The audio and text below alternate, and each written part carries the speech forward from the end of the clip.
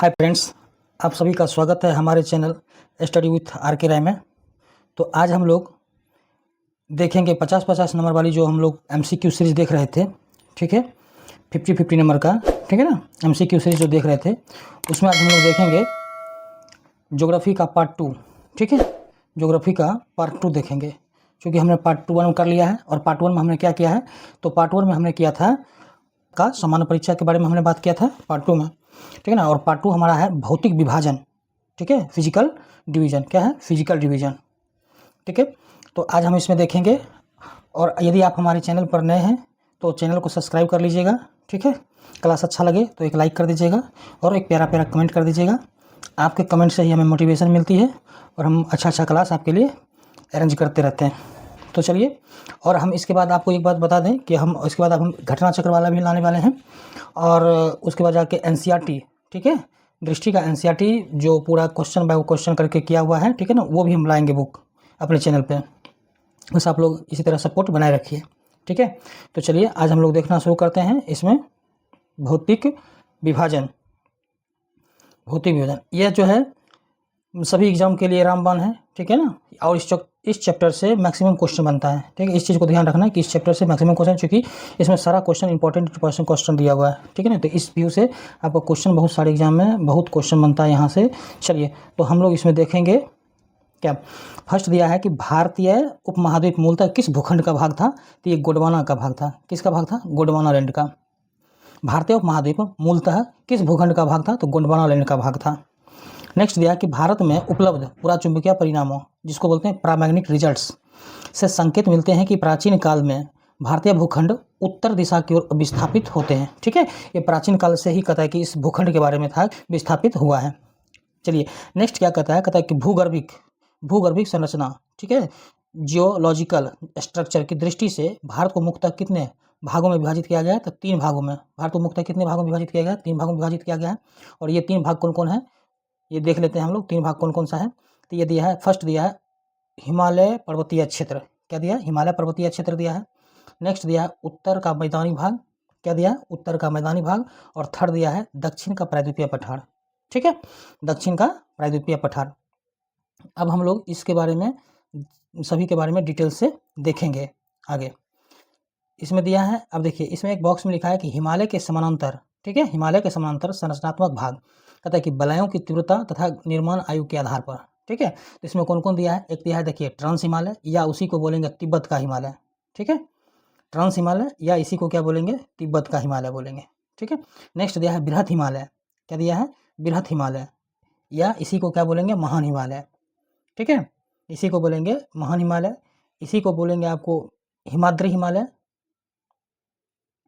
इसी को आपको बोलेंगे, ठीक है। तो नेक्स्ट वाले जो है ये बृहत हिमालय, इसी को महान हिमालय भी बोलते हैं और इसी का नाम हिमाद्री भी है, अर्थात इसी को सर्वोच्च भी बोलते हैं, बृहत हिमालय भी बोलते हैं, ठीक है। इसका इस तरह से कई नाम है। नेक्स्ट दिया है लघु हिमालय। लघु हिमालय के बारे में, तो लघु हिमालय या मध्य हिमालय, ठीक है, लघु हिमालय या मध्य हिमालय, इसी को हिमाचल श्रेणी भी बोलते हैं। इसी को क्या बोलते हैं? हिमाचल श्रेणी भी बोलते हैं, या लघु हिमालय तो दिया है और मध्य हिमालय तो नाम है ये, ठीक है ना। हिमाचल श्रेणी भी इसका एक एक्स्ट्रा नाम याद रखिएगा, एक्स्ट्रा नाम इसको कहता है हिमाचल श्रेणी भी। और नेक्स्ट दिया है बाह्य या उप हिमालय, ठीक है। नेक्स्ट क्या दिया है? बाह्य या उप हिमालय, या इसी को शिवालिक हिमालय बोलते हैं, ठीक है, इसी को क्या बोलेंगे? शिवालिक हिमालय। अच्छा, इसी को निम्न हिमालय भी बोलते हैं, ठीक है ना, इसका दूसरा नाम भी है निम्न हिमालय। तो इस चीज़ को आप याद रखेंगे, ठीक है ना। आपको एग्जाम में पूछ सकता है ट्रांस हिमालय या तिब्बत का क्षेत्र, ठीक है, इसके बारे में पूछ सकता है, या जिसे कहते हैं बृहत हिमालय या महान हिमालय, या इसे हिमाद्री या सर्वोच्च हिमालय या बृहद हिमालय, ठीक है ना। अगर ऐसा करके पूछते तो कंफ्यूज नहीं होना है, ठीक है ना। लघु हिमालय या मध्य हिमालय, या उसी को बोलते हैं मध्य भी इसी को बोलते हैं, बाह्य हिमालय या उप हिमालय, या इसे शिवालिक या निम्न हिमालय इसको बोलते हैं, देख लेंगे। चलिए, अब नेक्स्ट हम लोग आगे बढ़ते हैं। आगे क्या दिया है? आगे दिया है, देखिए, कि हिमालय का निर्माण, कहता है कि बलय श्रेणियों से हुआ है, ठीक है। हिमालय का निर्माण कैसे हुआ है? बलय श्रेणियों से। थोड़ा इसको बड़ा कर देते हैं, थोड़ा आपको दिखे अच्छा से। हिमालय का निर्माण कैसे हुआ है? तो हिमालय का निर्माण कहता है कि बलय समानांतर, कहता है बलय श्रेणियों से हुआ है। इनमें से प्राचीनतम श्रेणी कौन सा है? इसमें प्राचीनतम श्रेणी कौन सा है? तो यह है बृहत हिमालय। कौन सा है? बृहत हिमालय। तो इसको जो है बृहत हिमालय कहते हैं, ठीक है ना। क्या कहते हैं इसको? बृहत हिमालय। अच्छा, ये क्वेश्चन देखिए एग्जाम में कई बार पूछा है, ठीक है ना, आप इसको याद रखेंगे। नेक्स्ट दिया उत्तर भारत में, उप हिमालय क्षेत्र, ठीक है, के सहारे विस्तारित समतल मैदान को क्या कहा जाता है? तो इसको कहा जाता है भाबर। क्या कहा जाता है? भाबर। अच्छा, इसमें देखिए नेक्स्ट दिया हिमालय का पर्वत पदीय प्रदेश, ठीक है ना, कौन सा है? तो हिमालय का पर्वत पदीय प्रदेश कौन सा है? किसको बोलेंगे? हिमालय का पर्वतीय प्रदेश किसको बोलेंगे? शिवालिक को। किसको बोलेंगे? शिवालिक को। नेक्स्ट क्या दिया है कि शिवालिक शैल समूह, क्या दिया है? शिवालिक शैल समूह के दक्षिण में स्थित भाबर क्षेत्र, कौन सा क्षेत्र? भाबर क्षेत्र कहता है किस संरचना का उदाहरण है?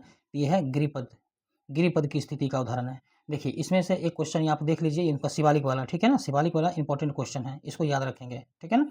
ऐसे इस चैप्टर से बहुत सारा क्वेश्चन बनता है, ठीक है, जो एग्जाम के पॉइंट ऑफ व्यू से बहुत इंपॉर्टेंट है, लेकिन जो बार बार पूछा जाता है हम उसके बारे में बताते चलेंगे। बाकी आप सभी क्वेश्चन को याद रखेंगे तो ज़्यादा आसान होगा आपको एग्जाम के व्यू से। चलिए नेक्स्ट क्या दिया है, नेक्स्ट चर्चा क्या है? शिवालिक श्रेणी के बारे में। अब देखिए शिवालिक श्रेणी में क्या कर रहा है? शिवालिक श्रेणी की औसत ऊंचाई कितनी है? तो औसत ऊंचाई देखिए इसकी कितनी है? 600 से 1200 मीटर के बीच कितनी है? और इसकी ऊंचाई पूछ लेती है एग्जाम में, इसका ऊंचाई कई बार पूछा जा चुका है, ठीक है, वनडे एग्जाम में जो है। अगर आप बीपीएससी तैयारी के स्टूडेंट होंगे तो ठीक है ना, तो बीपीएससी वाला में तो ये एग्जाम ये क्वेश्चन तो पूछा ही गया है। चलिए नेक्स्ट दिया है कि लघु हिमालय किन श्रेणियों के मध्य है? ठीक है, लघु हिमालय, अभी हमने पीछे देखा था कि हिमालय को कई भागों में वर्गीकृत किया गया है, ठीक है ना, तो आप इसको बताएंगे लघु हिमालय या इसी को क्या, इसका दूसरा नाम क्या बोलते हैं? अभी हम आपको बताए थे, आप कमेंट कीजिए, कमेंट करके बताइए कि क्या बोलते हैं इसको। लघु हिमालय को ही बोलते हैं हिमाचल श्रेणी, ठीक है ना, क्या बोलते हैं इसको? हिमाचल श्रेणी। अच्छा, ये किसके किसके मध्य स्थित है? ये स्थित है महान हिमालय और शिवालिक हिमालय के बीच। किसके बीच स्थित है? तो महान हिमालय और शिवालिक के बीच स्थित है, ठीक है, इसको याद रखेंगे, इंपॉर्टेंट क्वेश्चन है। शिवालिक की नवीनतम, देखिए नेक्स्ट बताया शिवालिक की नवीनतम पर्वत श्रेणी कौन सी है? तो इसकी पर्वत श्रेणी शिवालिक है। कौन सी है? शिवालिक। शिवालिक की हिमालय की नवीनतम पर्वत श्रेणी कौन सी है? तो शिवालिक है, ठीक है। चलिए नेक्स्ट दिया है कि नर्मदा एवं ताप्ती नदियों, नर्मदा एवं ताप्ती नदियों के मध्य कौन सी पर्वत श्रेणी स्थित है? तो इसमें कौन सी पर्वत श्रेणी अवस्थित है? तो यह है सतपुड़ा। कौन सा पर्वत श्रेणी है? सतपुड़ा। नर्मदा एवं ताप्ती नदियों के मध्य कौन सी पर्वत श्रेणी स्थित है? सतपुड़ा की पर्वत श्रेणी। कौन सी पर्वत श्रेणी? सतपुड़ा की पर्वत श्रेणी। चलिए एक क्वेश्चन यहाँ बनता है बॉक्स में, हम लोग यहाँ से हम देख लेंगे, ठीक है ना। क्वेश्चन ये है, क्वेश्चन कहता है कि विश्व की, क्या कहता है? विश्व की सर्वाधिक तीव्र ढाल वाली चोटी कहता है कि राकापोसी, क्या कहता है? राकापोसी कहाँ स्थित है? तो ये लद्दाख श्रेणी में स्थित है। कहाँ स्थित है वो राकापोसी? कहाँ अवस्थित है? तो लद्दाख श्रेणी में स्थित है। कहाँ स्थित है? लद्दाख श्रेणी में अवस्थित है। चलिए नेक्स्ट देखते हैं हम लोग क्या दिया है। नेक्स्ट दिया है ताकि आपको देखने में आसानी हो, आप अच्छी तरह से इसको देख पाए क्लियर। आई होप कि आपको अच्छा साफ साफ दिख रहा होगा। चलिए नेक्स्ट दिया हिमालय की सबसे ऊंची पर्वत, हिमालय की क्या है? हिमालय की सबसे ऊंची पर्वत श्रेणी कौन सी है? सबसे ऊंची पर्वत श्रेणी कौन सी है? तो ये कौन सा है? हिमाद्री। कौन सा है? हिमाद्री है। हिमाद्री, इसी को क्या दूसरा नाम इसी को क्या बोलते थे? बृहद हिमालय, ठीक है ना। हिमाद्री को ही क्या बोलते थे? बृहद हिमालय या सर्वोच्च हिमालय, ठीक है ना, इसी का नाम है ये हिमालय की। ये इसको देखिए, ये इस क्वेश्चन को आप याद रखेंगे, ये आपका इंपॉर्टेंट है। हिमालय की सबसे ऊंची पर्वत श्रेणी, ये एग्जाम में कई बार बन चुका है, maximum time question, VVI question है ये वीवीआई है, इसको आप भूलेंगे नहीं, ठीक है ना। ये काफ़ी बार क्वेश्चन एग्जाम में पूछा जा चुका है, ठीक है ना, और आगे भी पूछने की संभावना हमेशा बनी रहती है, क्योंकि ये सब क्रीम क्वेश्चन है। चलिए नेक्स्ट क्वेश्चन दिया है कि बृहद हिमालय, बृहद हिमालय जिसको बोलते हैं ग्रेट हिमालय, ठीक है ना, कि औसत ऊंचाई कितनी है? 6100 किलोमीटर, ठीक है, ये 6100 किलोमीटर। देखिए कई बार एग्जाम में ये क्वेश्चन पूछा जा चुका है, इसकी ऊंचाई जो है कई बार एग्जाम में पूछी जा चुकी है कि इसकी ग्रेट बृहद हिमालय की जो औसत ऊंचाई कितनी है? 6100 मीटर। एकदम इंपॉर्टेंट क्वेश्चन है, इसको भी याद रखेंगे आप। चलिए नेक्स्ट क्या दिया है? नेक्स्ट दिया है पीर पंजाल, ठीक है, पीर पंजाल श्रेणी किस राज्य में अवस्थित है? पीर पंजाल श्रेणी किस राज्य में अवस्थित है? जम्मू कश्मीर में। कहाँ स्थित है? जम्मू कश्मीर। पीर पंजाल श्रेणी कहाँ अवस्थित है? जम्मू कश्मीर में। आप इसको याद रखेंगे, ये इंपॉर्टेंट है, ये भी इंपॉर्टेंट है, ये भी एग्जाम में कई बार पूछा जा चुका है। देखिए नेक्स्ट बॉक्स में दिया है कि पूर्वी हिमालय की तुलना में पश्चिमी हिमालय में ट्री लाइन, ठीक है ना, की ऊंचाई क्या है? कम है। ट्री लाइन की ऊंचाई क्या है? पूर्वी हिमालय की तुलना में कहता है पश्चिमी हिमालय में ट्री लाइन की ऊंचाई क्या है? कम है। चलिए नेक्स्ट क्या दिया है? नेक्स्ट दिया है कि उत्तराखंड के पतालतुर कुएं किस भाग में पाए जाते हैं? ठीक है, ये देखिए क्वेश्चन कई बार पूछा गया है, ये तराई भाग में, ये इंपॉर्टेंट क्वेश्चन है। ये क्या है? वीवीआई क्वेश्चन है, वीवीआई, इसको आप याद रखेंगे। चलिए नेक्स्ट दिया है ऑक्साई चीन, क्या दिया है? ऑक्साई चीन के बारे में लिखा है कि ऑक्साई चीन किस क्षेत्र का भाग है? तो ऑक्साई चीन किस क्षेत्र का भाग है? लद्दाख। आप इससे पहले आप 8 या 9th क्लास में भी पढ़े होंगे, ठीक है ना। तो इस चैप्टर के बारे में पढ़े होंगे अच्छी तरह से। 9th में देखेंगे तो 9th में इसको बहुत ही डिटेल्स में लिखा है, NCERT हो या CRT हो, ठीक है। तो इसमें दिया देखिए अक्साई चीन किस क्षेत्र का भाग है, तो लद्दाख का भाग है। नेक्स्ट क्या दिया है कि पश्चिमी हिमालय, कौन सा हिमालय, पश्चिमी हिमालय, पश्चिमी हिमालय दिया है। पश्चिमी हिमालय के बारे में क्या कहता है, पश्चिमी हिमालय जो है प्रदेश के प्रमुख प्राकृतिक संसाधन क्या है, तो क्या है, वन। पश्चिमी हिमालय का जो प्रदेश का प्रमुख प्राकृतिक संसाधन क्या है, वो वन है। चलिए नेक्स्ट क्या दिया है कि भारत की प्राचीनतम पर्वत श्रृंखला कौन सी, भारत की प्राचीनतम पर्वत श्रृंखला कौन सी है, तो ये अरावली है। कौन सी है, भारत की प्राचीनतम पर्वत श्रेणी श्रृंखला कौन सी है, अरावली। और ये VVI क्वेश्चन है, क्या है ये, VVI है, आप इसको याद रखेंगे। चलिए इसको हम लिख देते हैं VVI क्वेश्चन, VVI, ठीक है। भारत की प्राचीनतम पर्वत श्रृंखला कौन सी है, तो अरावली है। नेक्स्ट दिया है कि अरावली श्रेणियों, क्या दिया है, नेक्स्ट दिया है, कहता है कि अरावली श्रेणियों की अनुमानित आयु कितनी है, तो ये कितना है, 600 से 570 मिलियन वर्ष है। कितना मिलियन वर्ष है, 600 से 570 मिलियन वर्ष है। 500 से 570 मिलियन वर्ष है, कितनी है, अरावली श्रेणियों की अनुमानित आयु कितनी है, 600 से 570 मिलियन वर्ष है। नेक्स्ट कहता है कि माउंट एवरेस्ट, ठीक है, माउंट एवरेस्ट को क्या बोलते हैं, नेपाल में सागरमाथा के नाम से जाना जाता है। माउंट एवरेस्ट को नेपाल में किस नाम से जाना जाता है, सागरमाथा के नाम से जाना जाता है। ये एग्जाम में कई बार पूछा जा चुका है कि माउंट एवरेस्ट को नेपाल में किस नाम से जाना जाता है, तो सागरमाथा के नाम से जाना जाता है, आप इसको याद रखेंगे। देखिए इसमें दिया है, नेक्स्ट क्वेश्चन में क्या दिया है कि अरावली जो है किस प्रकार की पर्वत श्रेणी है, तो ये अवशिष्ट पर्वत है। कैसी पर्वत श्रेणी है, अवशिष्ट पर्वत है। ये एकदम VVI क्वेश्चन है, ये क्वेश्चन VVI है, ठीक है ना, इसको आप भूलेंगे नहीं। वेरी वेरी इंपॉर्टेंट है क्वेश्चन, जो एग्जाम में कई बार बन चुका है, ठीक है ना, और आगे भी पूछने की प्रबल संभावना है इसको, ठीक है, तो इसको भूलेंगे नहीं।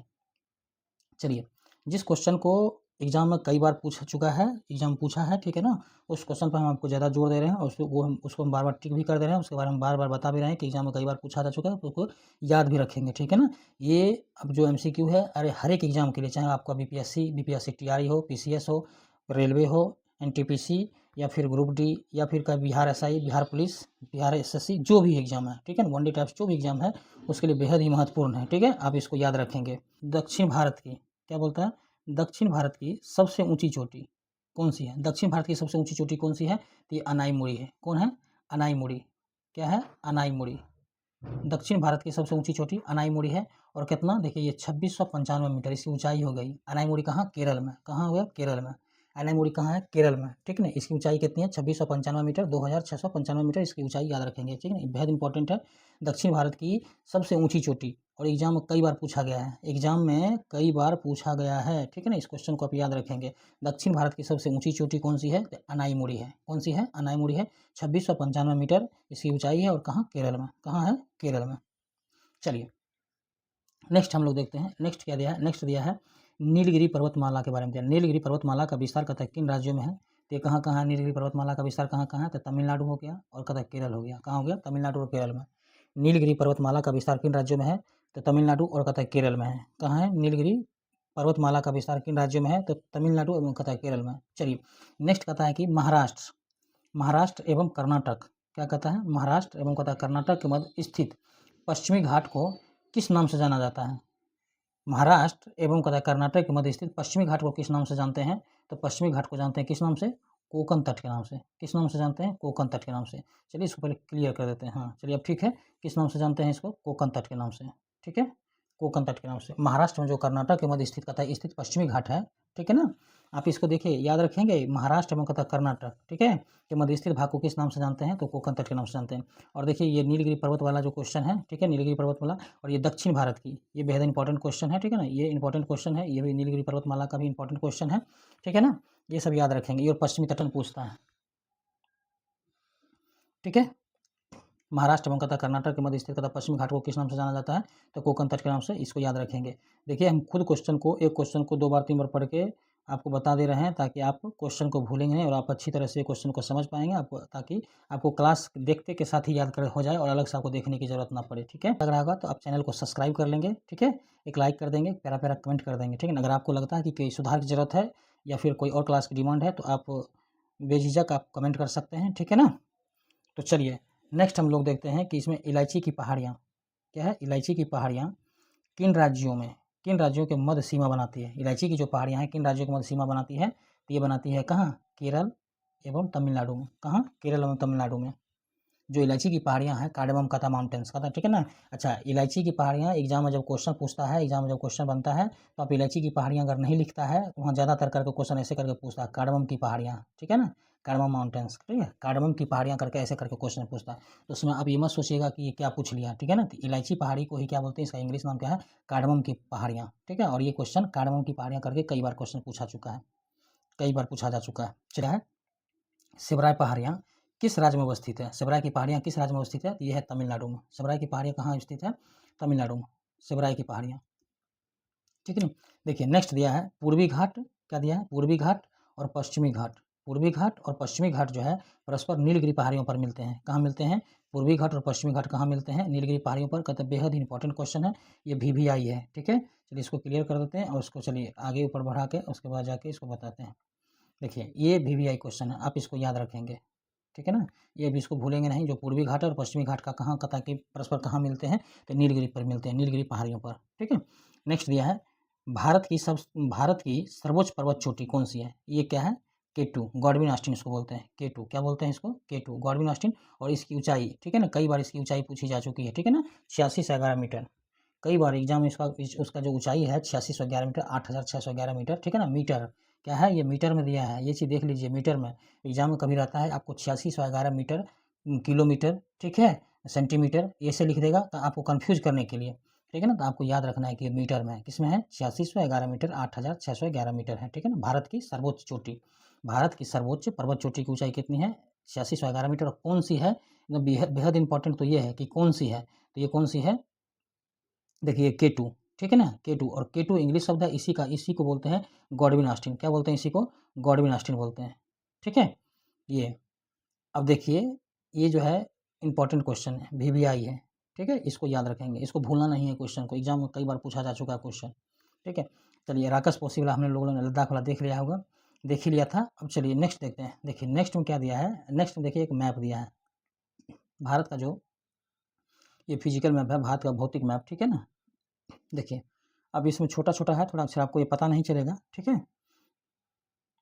आपको देखिए इस मैप में कहाँ कहाँ क्या दिया, देखिए यहाँ पर आपको बंगाल की खाड़ी दी हुई है, ठीक है ना। इधर देखिए अरब सागर दी हुई है, अरब सागर के बारे में दिया है। चलिए और दिखाते हैं आपको, और कहाँ कहाँ क्या क्या है, देखिए आपको पता चल रहा होगा या नहीं होगा। यहाँ पर देखिए नंदा देवी है, चलिए इसका पेंसिल ये लेते हैं। चलिए देखिए यहाँ पर नंदा देवी हो गया, सॉरी इधर नंदा देवी हो गया। चलिए देखिए यहाँ धौलागिरी हो गया, देखिए अन्नपूर्णा हो गया। माउंट एवरेस्ट देखिए यहाँ पर 8848 मीटर, 8848.86 है ना मीटर। देखिए ये मकालू पर्वत हो गया, ठीक है। ये देखिए यहाँ कंचनजंगा है, ठीक है ना।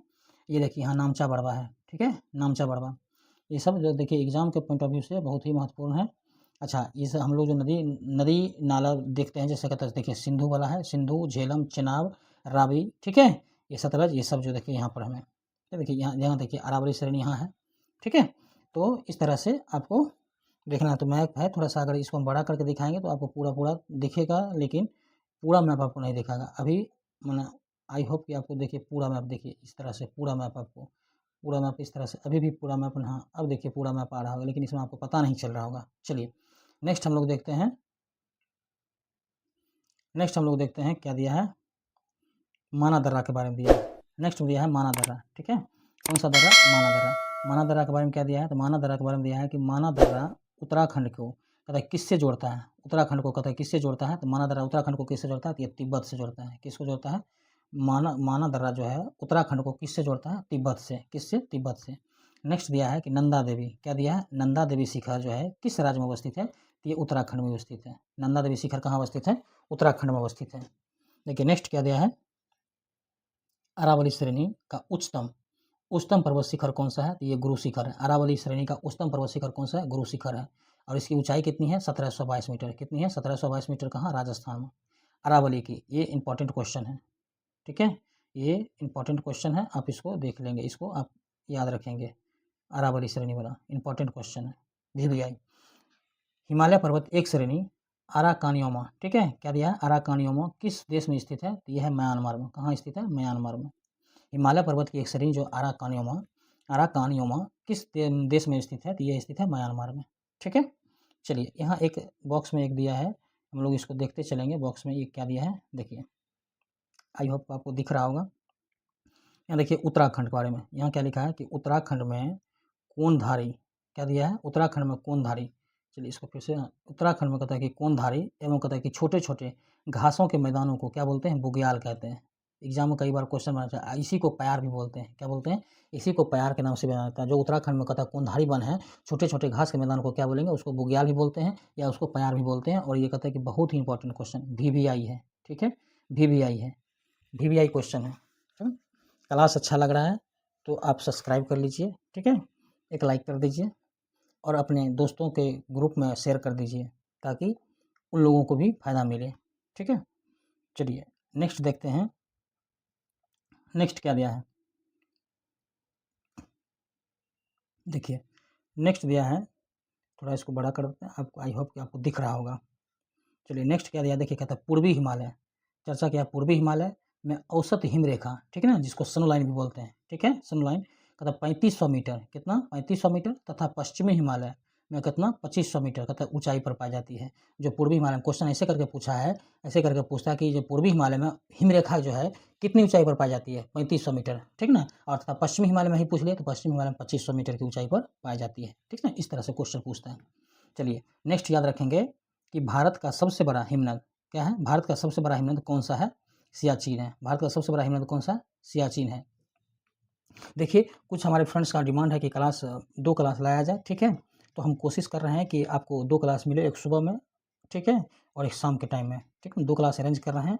ज़रूरत बढ़ेगी, जिस तरह से ज़रूरत होगा आप लोग का, जिस तरह से कमेंट होगा उस तरह से क्लास को फिर से आगे बढ़ाएंगे, ठीक है ना, देखेंगे अरेंज कर पाएंगे आपके लिए जो अच्छा होगा, बेटर होगा, अच्छा से अच्छा चीज़ हमेशा लाते रहेंगे, चाहे MCQ हो, थ्योरी हो, NCERT बेस्ड हो, ठीक है, NCERT बुक हो, जो भी है, ठीक है ना, चाहे लुसेंट हो, जो भी घटना चक्र हो, हर एक चीज़ लाएंगे आपके लिए। सिर्फ आप जो है आराम से MCQ रिवीजन पर्पज़ से इसको देखिए, याद रखिए, ठीक है ना, और जो क्वेश्चन हम बता रहे हैं कि इंपॉर्टेंट है तो उसको आप इंपॉर्टेंट के रूप में लीजिए, उसको हल्के में मत लीजिए, ठीक है ना, चूँकि हम भी आपको बता रहे हैं, मेरा अपना अनुभव है, ठीक है, कि एग्ज़ाम में कई बार जो क्वेश्चन बना है, ठीक है ना, उस हिसाब से हम भी बता रहे हैं, चाहे वो आपका कोई भी एग्ज़ाम दीजिए, ठीक है, ये NCERT निचोड़ है, ठीक है ना, NCERT का निचोड़ है और उसी से बनाया हुआ 6 to 12, ठीक है ना, क्वेश्चन बना हुआ है। आप निश्चिंत होकर इस बुक को कीजिए, बहुत ही लाभ मिलेगा।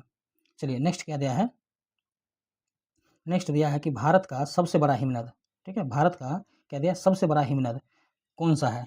देखिए ये बेहद इंपॉर्टेंट क्वेश्चन है, ये कौन होगा, सियाचिन ग्लेशियर, इसको इंग्लिश में ग्लेशियर, अच्छा कभी जैसे हिमनद है, हिमनद को इंग्लिश शब्द में भी पूछ लेता है ग्लेशियर करके, देखिए यहाँ पर ग्लेशियर लिखा है, ठीक है ना, ये ग्लेशियर करके कई बार पूछा चुका है। जैसे कहता है भारत का सबसे बड़ा ग्लेशियर कौन सा है, ठीक है ना, तो अब ये मत सोचिएगा कि हमने वहाँ तो हिमनद पढ़ा था, अब ग्लेशियर किसको बोलते हैं, तो इसको याद रखना, इसी की ग्लेशियर, हिमनद को ही ग्लेशियर भी बोलते हैं, ठीक है ना। तो ये कौन सा है, भारत का सबसे बड़ा हिमनद कौन है, ग्लेशियर कौन है, तो ये सियाचिन ग्लेशियर है। कहाँ पड़ता है, तो लद्दाख में, कहाँ पड़ेगा, तो लद्दाख में, कहाँ पड़ता है, लद्दाख में पड़ता है, ठीक है।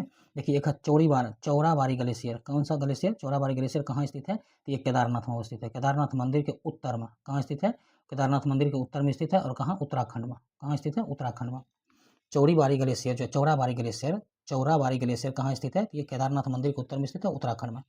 चलिए नेक्स्ट क्या दिया है कि मेघालय का पठार किसका भाग है, मेघालय का पठार किसका भाग है, तो ये जो है कि मेघालय का पठार किसका भाग है, ये भाग है प्रायद्वीपीय पठार का, किसका भाग है, प्रायद्वीपीय पठार का, किसका, प्रायद्वीपीय पठार का, याद रखेंगे इसको। चलिए भारत में प्रायद्वीपीय पर्वत कथा किस काल में निर्मित हुई है, तो पैलेजोइक महाकल्प में, कई बार क्वेश्चन पूछा जा चुका है, क्वेश्चन आप इसे याद रखेंगे, किस काल में, यहाँ क्वेश्चन कब पूछा है कई बार कि भारत के प्रायद्वीपीय पर्वत किस काल में निर्मित हुई हैं, तो यह पैलेजोइक महाकल्प में हुई है, किस में हुई है, तो पैलेजोइक महाकल्प में, ठीक है। नेक्स्ट दिया है कि अरावली एवं विंध्य कहते विंध्य श्रृंखलाओं के मध्य कौन सा पठार है, तो यह मालवा का पठार, कौन सा पठार है, मालवा का पठार। दिया है कि अरावली एवं विंध्य श्रृंखलाओं के मध्य कौन सा पठार है, तो मालवा का पठार है, कौन सा पठार, मालवा का पठार। देखिए एक क्वेश्चन यहाँ लिखा है, चलिए इसको ऊपर कर देते हैं थोड़ा, तब आपको अच्छा दिखेगा। चलिए नेक्स्ट क्वेश्चन दिया है कि दंड कारण कौन सा, दंड कारण क्षेत्र कौन सा दिया है, दंड कारण क्षेत्र दिया है, कहता है कि दंड कारण क्षेत्र कहाँ अवस्थित है, दंड कारण क्षेत्र कहाँ अवस्थित है, ये देखिए छत्तीसगढ़ एवं कहता है उड़ीसा के मध्यवर्ती भाग में अवस्थित है, कहाँ अवस्थित है, छत्तीसगढ़ एवं उड़ीसा के मध्यवर्ती भाग में अवस्थित है। चलिए आप यहाँ देखिए बॉक्स में कुछ एक लिखा है कि लघु बॉक्स के बारे में, किसके बारे में लिखा है, लघु हिमालय एवं शिवालिक श्रेणी, क्या दिया है, लघु हिमालय एवं शिवालिक श्रेणी में के मध्य में विस्तृत समतल संरचनात्मक स्थल को पूर्व में द्वार और पश्चिम में दून कहा जाता है। देखिए ये TRE 3 में जब हमने पेपर को एनालिसिस करवाया था, ठीक है ना, तो हाँ हमने आपको इस क्वेश्चन के बारे में बताया था, ठीक है ना, दून और द्वार के बारे में, किसके बारे में, दून और कहते हैं कि द्वार। पश्चिम में देखिए इसको दून, ठीक है, और पूर्व में क्या बोलते हैं, द्वार के नाम से जाना जाता है।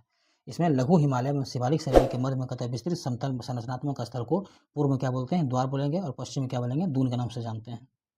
ठीक है, देखिए इसको ये याद रखेंगे, इंपॉर्टेंट है। ठीक है, इंपॉर्टेंट है। चलिए नेक्स्ट क्या दिया है, नेक्स्ट का है कि भारत का औसत समुद्र तल किस तट से मापा जाता है, कहाँ से मापा जाता है, तो ये मुंबई से। ठीक है ना, मुंबई चूँकि आपका समुद्र से सटा हुआ भाग है, ठीक है, इसलिए कहता है भारत का जो औसत समुद्र तल है किस तट से मापा जाता है, तो मुंबई से। नेक्स्ट दिया कि भारत की समुद्र तटरेखा कुल लंबाई कितनी है, भारत की जो समुद्र तटरेखा की कुल लंबाई कितनी है, तो ये समुद्र तटरेखा की लंबाई कितनी है, 7516.6 किलोमीटर। बेहद ही इंपॉर्टेंट, ठीक है, एकदम वेरी वेरी इंपॉर्टेंट क्वेश्चन है, इसको आप याद रखेंगे, बहुत ही महत्वपूर्ण क्वेश्चन, बहुत, ठीक है ना, एग्जाम में कई बार मैक्सिमम टाइम बन चुका है ये क्वेश्चन, मैक्सिमम टाइम, ठीक है, तो इसको आप भूलेंगे नहीं एकदम। अच्छा, डाटा जो है, कभी डाटा जो है 7516 दिया है, वहाँ 7517 दे देगा, 7517 दे देगा, तो आप वहाँ कन्फ्यूज मत कीजिएगा, डाटा एग्जैक्ट डाटा याद रखिएगा, 7516.6 किलोमीटर कितना देगा। अच्छा, वहाँ किलोमीटर, मीटर, सेंटीमीटर ये सब देख के मारना है, ठीक है, कितना हो तो 7516.6 किलोमीटर कितना दिया, 7516.6 किलोमीटर, आप इसको याद रखेंगे। चलिए नेक्स्ट क्या दिया है, नेक्स्ट दिया है कि किस राज्य की तटीय सीमा जो है सबसे लंबी है, तो ये गुजरात की। आप ये तो पहले भी पढ़े होंगे, ठीक है ना, इसके बारे में, गुजरात के बारे में, कि गुजरात जो आप क्लास 6 में भी इसे पढ़े होंगे, और 8 में पढ़ेंगे, 9 में भी, 9th में तो है ही, दिया हुआ है पूरे विस्तार से, और 10th में भी है, ठीक है। तो यहाँ दिया है कि किस राज्य की तटीय सीमा सबसे लंबी है, तो ये गुजरात की। गुजरात की कितना, 1214.7 किलोमीटर, कितनी, 1214.7 किलोमीटर। किस राज्य की तटीय सीमा जो सबसे लंबी है, किसकी सीमा सबसे लंबी है, तो गुजरात की है, कितनी, तो 1214.7 किलोमीटर। चलिए नेक्स्ट क्या दिया है कि भारत के कितने राज्य है जो समुद्री तटरेखा के से संलग्न है। भारत का कितना राज्य है जो समुद्री तटरेखा से संलग्न है, तो देखिए 9 राज्य है, ठीक है, और 4 केंद्र शासित प्रदेश है, ठीक है, 9 राज्य और 4 केंद्र शासित प्रदेश है। अब देखिए कौन कौन सा है, तो चलिए आप उसको भी देख लीजिए। तो भारत के तटीय राज्य और कहता है केंद्र शासित प्रदेश के बारे में एक बॉक्स में दिया है, ठीक है ना, बॉक्स में क्या दिया, आप चलिए उसको देख लेते हैं। पर दिया गुजरात के बारे में, किसके दिया, गुजरात, गुजरात के बाद दिया महाराष्ट्र, ठीक है, महाराष्ट्र, महाराष्ट्र के बाद कर्नाटक, कर्नाटक के बाद देखिए केरल, केरल के बाद देखिए पश्चिमी तमिलनाडु, सॉरी तमिलनाडु, तमिलनाडु के बाद पश्चिमी बंगाल, क्या दिया है, तमिलनाडु के बाद दिया पश्चिमी बंगाल, पश्चिमी बंगाल के बाद दिया आंध्र प्रदेश, आंध्र प्रदेश के बाद दिया उड़ीसा, और उड़ीसा के बाद दिया गोवा, ठीक है ना, गोवा के बाद क्या दिया पुदुचेरी, और पुदुचेरी के बाद अंडमान निकोबार, ठीक है ना, अंडमान निकोबार, और कहता है उसके बाद लक्षद्वीप, लक्षद्वीप के बाद जाके देखिए दादर नगर हवेली, और कहता है कि दमन और दीव, क्या है, दादर नगर हवेली, और कहता है दमन और दीव, क्या दिया है, दादर नगर हवेली और दमन दीव दिया है, ठीक है ना, तो आप इसको याद रखेंगे। ठीक है ना, भारत के तटीय राज्य के केंद्र शासित प्रदेश के बारे में क्या दिया है, तटीय का राज्य व केंद्र शासित प्रदेश के बारे में क्या क्या दिया है, कौन कौन सा दिया है, देखिए उसमें हम आपको एक बार फिर से इसका नाम इसको बता दे रहे हैं ताकि आप याद रखेंगे इसको। देखिए फर्स्ट में क्या दिया है, गुजरात, ठीक है, गुजरात दिया है, महाराष्ट्र दिया है, कर्नाटक दिया है, केरल दिया है, फिर तमिलनाडु, पश्चिम बंगाल, आंध्र प्रदेश, उड़ीसा, गोवा, पुदुचेरी, ठीक है ना, एवं 11 में देखिए कहता है 11 का अंडमान निकोबार दिया है, क्या अंडमान निकोबार, लक्षद्वीप, दादर व नगर हवेली और दमन दीव, ठीक है, ये सबको याद रखेंगे। तटीय राज्य और केंद्र शासित प्रदेश में चर्चा किया है यहाँ पे। चलिए नेक्स्ट दिया है, नेक्स्ट क्या दिया है, देखिए यहाँ दिया है कि प्राचीन प्राचीन भारतीय ऐतिहासिक भूगोल में, ठीक है, प्राचीन भारतीय ऐतिहासिक भूगोल में रत्नाकर, क्या दिया है, रत्नाकर, रत्नाकर नाम कहता है किसका सूचक था, तो ये हिंद महासागर का था, किसका था, हिंद महासागर का। प्राचीन भारतीय ऐतिहासिक भूगोल में रत्नाकर नाम कथा के नाम किसका सूचक था, तो ये हिंद महासागर का था। और ये क्वेश्चन देखिए बीपीएससी पीसीएस वाले एग्जाम में पूछा जा चुका है क्वेश्चन, ठीक है। नेक्स्ट क्वेश्चन दिया है कि तमिलनाडु और आंध्र प्रदेश, तमिलनाडु और आंध्र प्रदेश के समुद्री तट का नाम क्या है, तो यह है कोरोमंडल। तमिलनाडु और आंध्र प्रदेश के समुद्री तट का नाम क्या है, कोरोमंडल। नेक्स्ट क्या दिया, कहता है कन्याकुमारी को और किस नाम से जाना जाता है, जो कन्याकुमारी को कहता है कि अन्य किस नाम से जाना जाता है, इसको केप कोमोरिन कहते हैं। ये कई बार बन चुका है क्वेश्चन, ठीक है ना, कन्याकुमारी वाला जो है क्वेश्चन, ये केप कोमोरिन किसको अन्य नाम से किस नाम से जाना जाता है, तो इसको केप कोमोरिन के नाम से जानते हैं, किस नाम से जानते हैं, केप कोमोरिन के नाम से जानते हैं। चलिए नेक्स्ट क्या दिया है, नेक्स्ट दिया कहता है कि अंडमान अंडमान दिया है, अंडमान एवं निकोबार द्वीप समूह, क्या दिया, अंडमान एवं निकोबार द्वीप समूह सबसे अधिक ऊंचाई कहता है कि वाली चोटी कौन सी है, जो अंडमान और निकोबार द्वीप समूह में कहता है कि सबसे अधिक ऊंचाई वाली चोटी कौन सी है, तो यह है सेंटर पीक, क्या है, यह है आपको सेंटर पीक, क्या है, सेंटर पीक, ठीक है। देखिए जो क्वेश्चन बेहद इंपॉर्टेंट हम उसको बता रहे हैं कि आपको बताते जा रहे हैं साथ साथ में कि ये बेहद इंपॉर्टेंट है, जिसको हम बता रहे हैं कि बेहद इंपॉर्टेंट है उसको निश्चित रूप से उसको भूलना नहीं है, उसको एकदम याद रखना है। चलिए नेक्स्ट क्या दिया है कि अंडमान, क्या दिया, अंडमान व निकोबार, अंडमान और निकोबार द्वीप समूह स्थित है कहाँ, बंगाल की खाड़ी में। अंडमान और निकोबार द्वीप समूह कहाँ अवस्थित है, तो बंगाल की खाड़ी में स्थित है। कहाँ अवस्थित है, बंगाल की खाड़ी में। चलिए यहाँ एक देखिए कि यहाँ बॉक्स में लाइन में दिया है, क्वेश्चन क्या दिया है और क्वेश्चन क्या है कहता है। चलिए इसको हम लोग देखते हैं। ये क्वेश्चन दिया है कि सतलुज, क्या दिया है, सतलुज दिया, सतलुज, सतलुज और कहता है कि सिंधु नदी, सतलुज एवं सिंधु नदी के मध्य स्थित कहता है हिमालय के भाग को, हिमालय के भाग को क्या बोलते हैं, इसको कश्मीर हिमालय या उसको पंजाब हिमालय बोलते हैं। क्या बोलेंगे, कश्मीर हिमालय या पंजाब हिमालय, ठीक है ना। क्या दिया है, कहता है कि कश्मीर हिमालय या पंजाब हिमालय इसको बोलेंगे। इसके बारे में हम आपको एक्स्ट्रा फैक्ट्स भी बताते हैं। यहाँ पर तो आपने तो एक तो क्वेश्चन आपने यहाँ देख लिया। चलिए यहाँ तो ये खत्म हो रहा है नीचे पर, लेकिन यहाँ हमने बता दिया। एक और चीज़ हम आपको बताते हैं कि जैसे सतलज और सिंधु नदी के बीच कहता है कि इसलिए कहता है हिमालय को एक तो बोलते हैं, एक तो कश्मीर हिमालय और यह कहता है कि वो पंजाब हिमालय का नाम से जानता है। किसमें, कश्मीर हिमालय या पंजाब हिमालय के नाम से जाना जाता है। देखिए आप यहाँ पे एक क्वेश्चन और भी पढ़िएगा कि सिंधु नदी, आप आगे पढ़ेंगे, ठीक है ना, कि सिंधु नदी और सतलज नदी के बीच को क्या बोलते हैं। ये तो है कहता है कि ये कहता है सतलज और सिंधु के बीच कश्मीर हिमालय और कहता है पंजाब हिमालय दिया है, ठीक है ना। और इसकी ऊंचाई, ऊंचाई भी एग्जाम में पूछ लेता है। तो इसकी ऊंचाई कितनी है, 560 किलोमीटर। कितना, 560 किलोमीटर, इसको याद रखेंगे। चलिए एक क्वेश्चन इसमें और आपको बताते हैं, सतलज और काली के बीच, सतलज और कहता है कि काली के बीच, सतलज और काली के बीच कहता है कि बीच नदी, सतलज और नदी और काली नदी के बीच, सतलज नदी और कहता काली नदी के बीच कहते हैं कौन सा हिमालय है। तो इसके बीच कौन सा हिमालय है, उसके बीच कुमायूं हिमालय है। कितना, कौन सा हिमालय है, कुमायूं हिमालय है। और इसकी ऊंचाई कितनी है, तो 320 किलोमीटर। कितनी है, 320 किलोमीटर।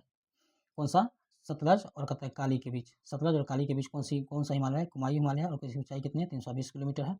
एक चीज़ आप याद रखेंगे, और नेपाल हिमालय के बारे में, ठीक है। तो नेपाल हिमालय किसके किसके बीच है, तो काली है। देखिए यहाँ है काली नदी और तीस्ता नदी के बीच, किसके बीच, काली नदी और तीस्ता नदी के बीच कौन सा हिमालय है, नेपाल हिमालय। कौन सा हिमालय, नेपाल हिमालय है।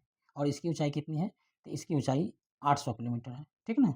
सबसे ज़्यादा हिमालय इसकी ऊंचाई है, ठीक है ना, 800 किलोमीटर, ठीक है। किसके किसके बीच है, तो काली एवं तीस्ता के बीच है।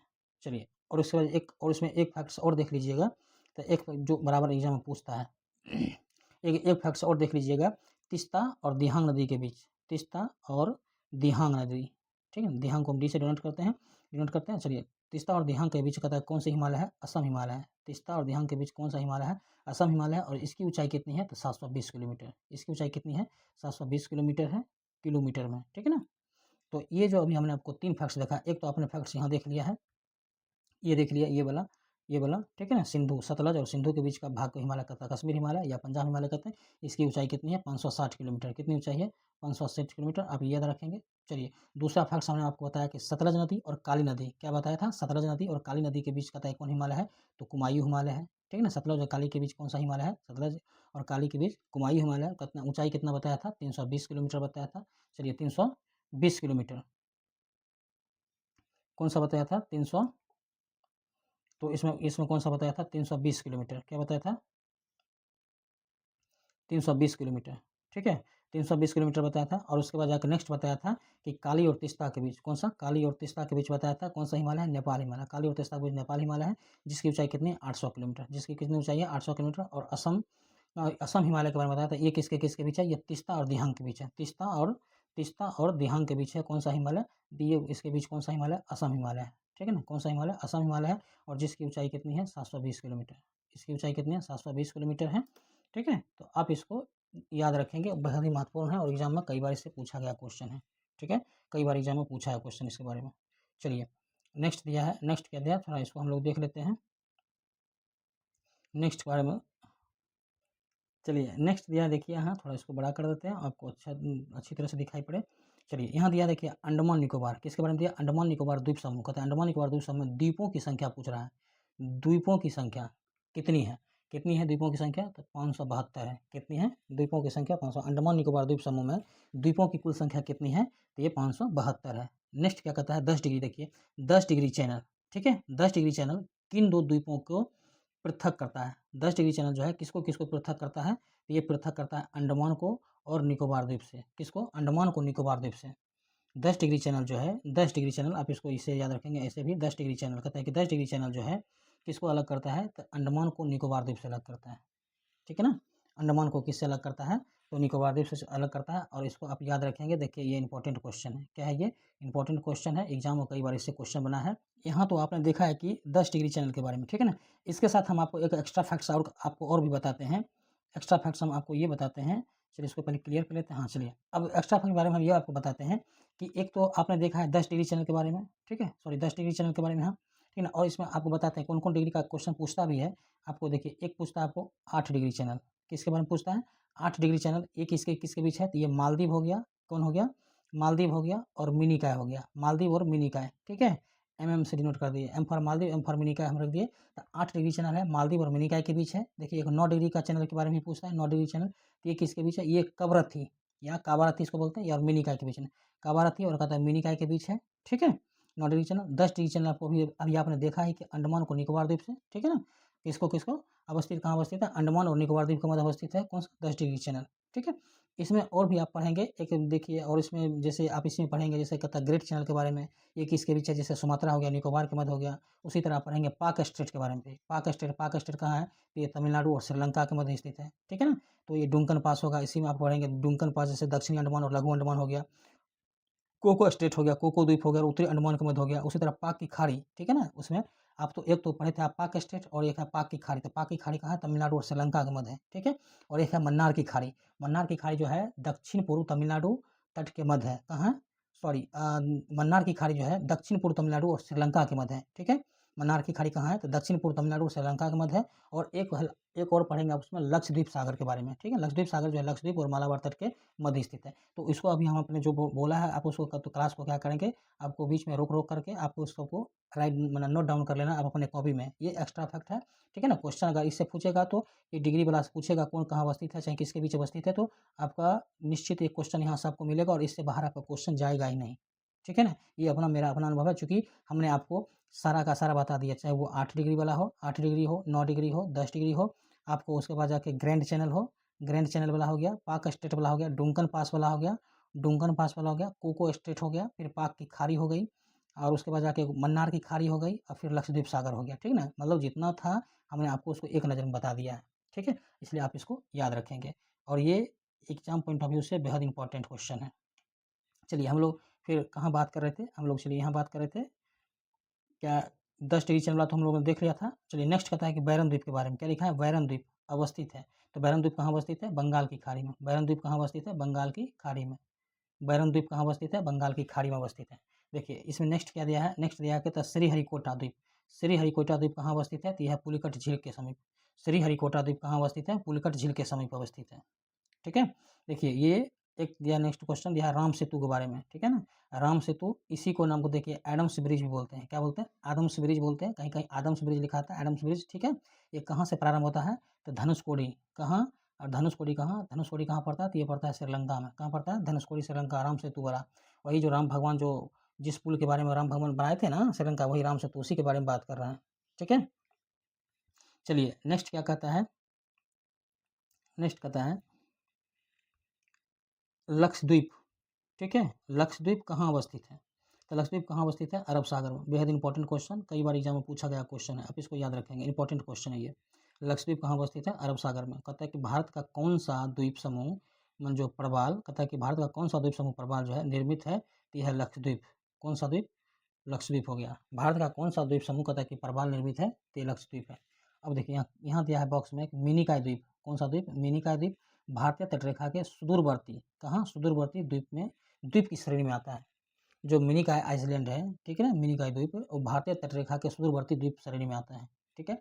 चलिए नेक्स्ट क्या दिया है, नेक्स्ट दिया है, नेक्स्ट दिया आपको भारत एवं श्रीलंका, किसके बारे में दिया, भारत और श्रीलंका के मध्य कथा कौन सा द्वीप अवस्थित है, ये पम्बन द्वीप है। इंपॉर्टेंट क्वेश्चन है, याद रखेंगे। और पम्बन कहाँ पड़ता है, रामेश्वरम में। कहाँ पड़ता है, रामेश्वरम में।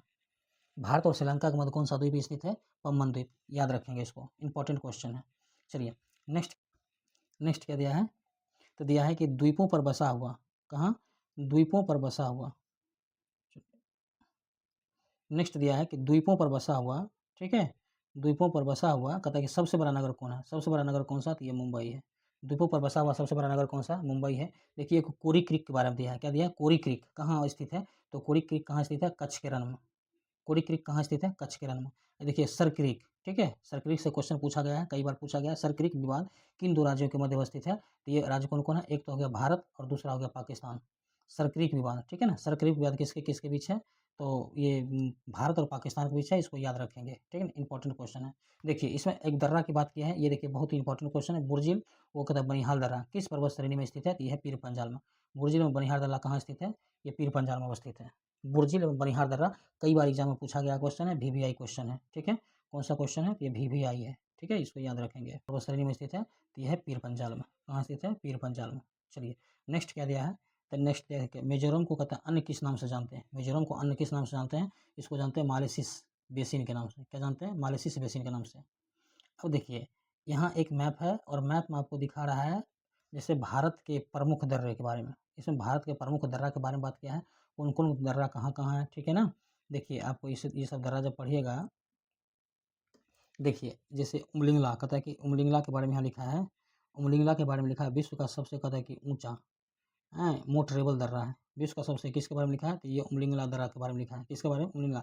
उसी तरह देखिए यहाँ पढ़िएगा आप जैसे अदिल दर्रा हो गया, काराकोरम हो गया, खारदुंगला दर्रा हो गया, कौन सा दर्रा? लनकला दर्रा हो गया, आपको उसी तरह जोजिला हो गया, ठीक है, छांगला हो गया। इसी तरह से कई से सिपिला हो गया, थांगला हो गया, माना हो गया, देखिए नीति हो गया, अलीपुलेख हो गया, नाथुला दर्रा हो गया, इस जेलपला दर्रा हो गया, बोमडिला हो गया, बहुत सारा दर्रा। यहाँ सिर्फ दर्रा है और दर्रा के बारे में पढ़ेंगे, ठीक है ना? कोरम घाट हो गया, हल्दी घाट दर्रा हो गया, ये सब जो है दर्रा के बारे में चर्चा किया है। इसको आप जो है देख लीजिएगा, ये सब कहाँ-कहाँ और देखिए हम एक स्पेशल दर्रा का एक टॉपिक लाएँगे जिसमें कहता है कौन सा दर्रा कहाँ-कहाँ है, ठीक है ना? सिर्फ़ उसमें हम वही चर्चा करेंगे। यहाँ लिखा है एक देखिए एक चीज़ इम्पोर्टेंट है, आप इसको देख लीजिएगा, इसमें क्या दिया है, देखिए आपको बताते हैं। यहाँ भारत का सबसे ऊँचा दर्रा, ठीक है ना? हिमाचल प्रदेश का कौन सा दर्रा? यांगजी दीवान दर्रा है। कितना ऊँचाई है? देखिए 5890 मीटर है। कितनी ऊँचाई है इसकी? 5890 मीटर। कौन सा दर्रा? यहाँ कहता है कि भारत का सबसे ऊँचा दर्रा हिमाचल प्रदेश का, कहाँ का? हिमाचल प्रदेश का कौन सा? यांगजी दीवान दर्रा है। कौन है? यांगजी दीवान दर्रा है और कहता है ये कितनी ऊंचाई है इसकी? 5890 मीटर है, ठीक है, 5890 मीटर। देखिए आप वहाँ आप आगे जब जाएंगे तो थोड़ा सा आप यहाँ इसी में अगर दिया होगा, ठीक है, आगे नहीं तो हम बताएंगे। देखिए यहाँ एक पाल घाट भोर घाट, ठीक है, इसके बारे में पढ़ेंगे। थाल घाट भी, थाल घाट पाल घाट भोर घाट, ये सब के बारे में आप पढ़ेंगे आगे। चलिए नेक्स्ट क्या दिया है, नेक्स्ट देख लेते हैं। अब तो यहाँ लगभग हमारा क्लास ख़त्म हो रहा है, ठीक है ना? आज यहीं तक और हमारा क्लास आज यहीं एंड होता है। कैसा लगा आपको? आप क्लास के बारे में ज़रूर बताइएगा, ठीक है ना? और कमेंट करके और जाते-जाते, ठीक है ना, आप चैनल को सब्सक्राइब कर लीजिएगा, एक लाइक कर दीजिएगा और प्यारा सा कमेंट कर दीजिएगा, ठीक है? और क्लास और एक क्वेश्चन आपको आज हम आपको दे रहे हैं, आप कमेंट बॉक्स में इसका आंसर दीजिएगा, ठीक है?